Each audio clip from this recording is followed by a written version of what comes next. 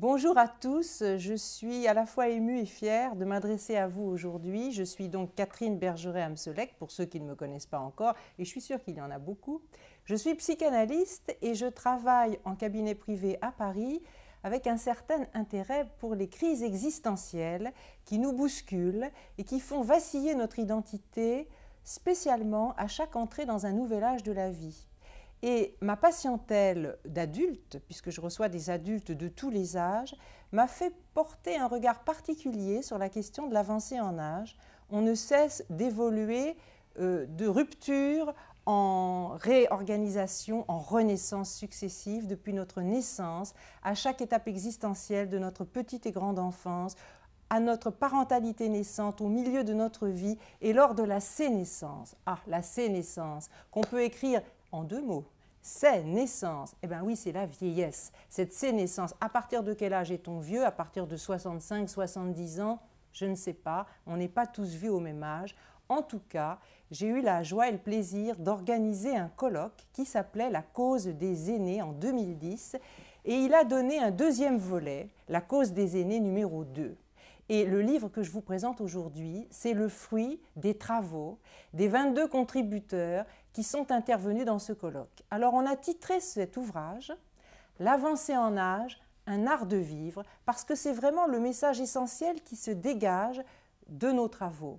Alors, il y a 4 grands volets dans ce colloque, dans ce livre. Un volet psychanalytique, psychologique, sociologique, philosophique pour commencer. On a gardé l'idée que on ne regarde pas un sujet âgé en le cantonnant dans le camp des vieux. On regarde une personne dans la trajectoire de sa vie et on a mis au travail des psychanalystes, des sociologues, des philosophes, des soignants pour essayer de se dire qu'est-ce qu'on peut faire aujourd'hui alors qu'on est en pleine mutation sociétale. On est dans une crise du sens, on est dans une société du jeunisme et nous, on veut sortir du vieillir jeune et on essaye de vous montrer des pistes concrètes pour être en accordage, pour être bien dans son âge.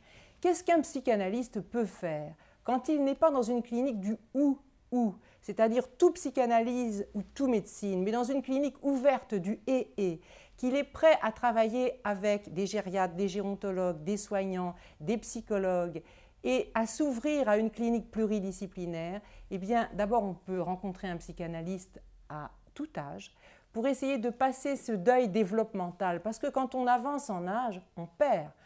On a un grand changement de rapport au corps et au temps. Et un des messages de notre avancée en âge, un art de vivre, c'est qu'aujourd'hui, dans cette crise du sens, alors que les progrès technologiques nous balancent, nous propulsent dans un grand changement de rapport au corps et au temps, on est dans une crise d'identité sociale et on a besoin de spiritualité. Alors, un des mots-clés de ce livre, c'est qu'on a insufflé un message pour essayer de se dire « grandir, c'est vieillir, vieillir, c'est grandir », c'est-à-dire qu'au fur et à mesure qu'on perd, il y a des portes qui s'ouvrent. Donc, on a là des messages extrêmement forts et on a aussi un combat militant. Ce n'est pas que… c'est une chance de vieillir. C'est une chance d'avoir tout ce temps qui nous est donné. C'est une chance au niveau économique aussi, parce que les vieux sont dans la solitude, ils sont victimes de racisme anti-âge. Si on leur permet de s'investir au niveau citoyen, dans un combat où ils peuvent aller voir des plus jeunes, où ils peuvent s'investir dans les entreprises en transmettant leur savoir-faire. Donc, deuxième pôle dans cette avancée en âge, un art de vivre, un message spirituel, c'est vrai, mais on a beaucoup réfléchi et travaillé à la question de la transmission.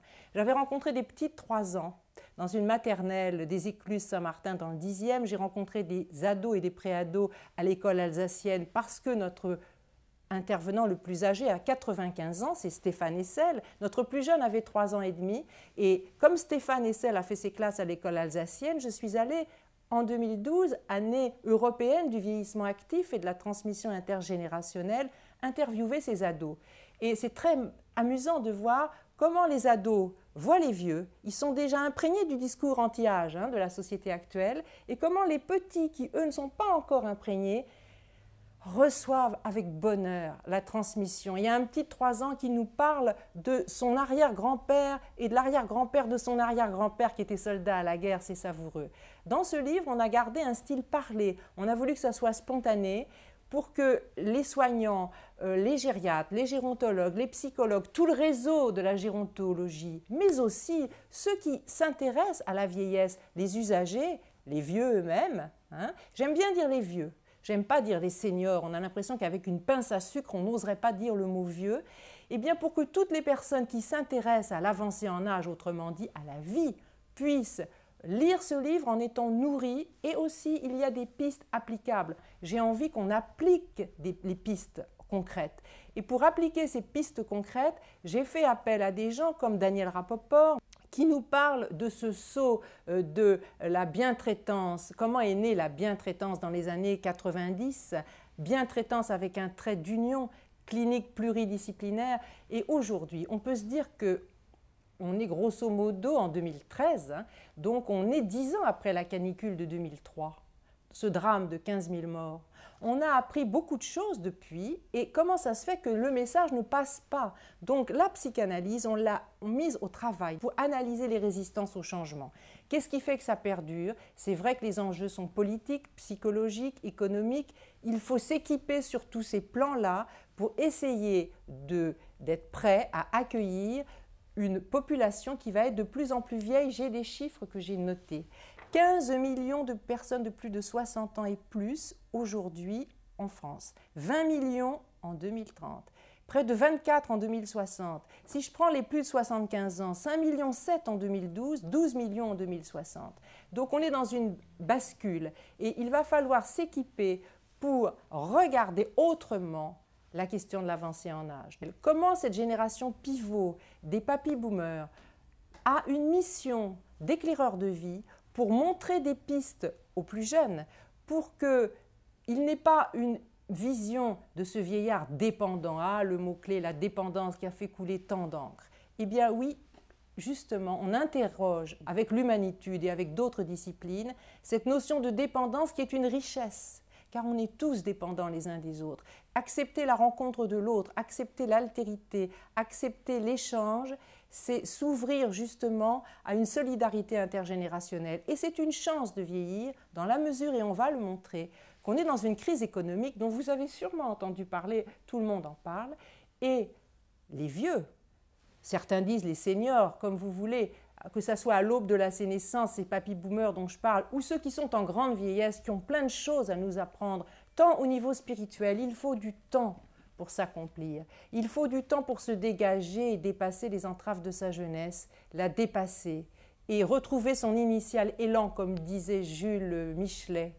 Et oui, et donc justement, il y a là des pistes à trouver pour grandir, pour aussi se dire qu'au niveau économique, mais c'est une chance d'utiliser les vieux qui peuvent encore se mettre au travail après la retraite, qui peuvent encore faire partie de vie associative, pour briser cette solitude, pour devenir un acteur citoyen plein, je dirais, qui fait vivre une société avec une solidarité, une cohésion sociale.